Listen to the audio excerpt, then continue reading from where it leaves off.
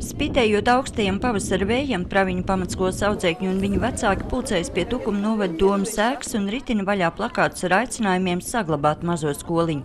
Lai gan lēmums par skolas slēgšanu no šā gada 30. jūnija ir pieņemts, un to apstiprinājusi arī Izglītības un zinātnes ministrija, viņi uzskata, ka 2 gadus ilgusī cīņa vēl nav zaudēta. Tā kā mēs jau īstenībā to ceļu jau tā kā klusiņām esam gājuši, tad mēs pateicām, ka tomēr tas tā nebūs. Un mēs stāvēsim, mēs piketēsim, ja vajadzēs, brauksim uz Rīgu uz izglītības nodaļu pie paša izglītības ministra.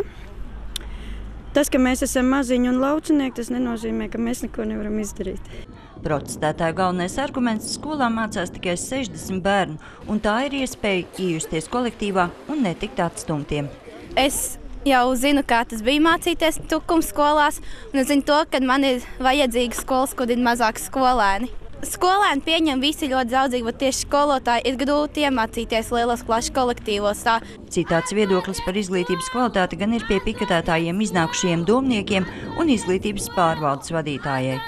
Es nevaru iedomāties, ka šajos 21. gadsimtā ir jāapvieno klases, un šais klasēs ir jāuzstāda par tādu kā pašu par sevi saprotam šo lietu, ja, kad bērni mācās apvienotajās klasēs, jo dzīve ir mainījusies. Es šādā skolā Ozolniekos biju teicamnieks, apaļš teicamnieks es biju. Aizejot uz Raiņa vidusskolu 9. klasē mācīties, man puse uz liecības bija trīnieki. Es ne pusi nezināju to, ko zināja lielas skolas bērni. Kāpēc tas tā ir?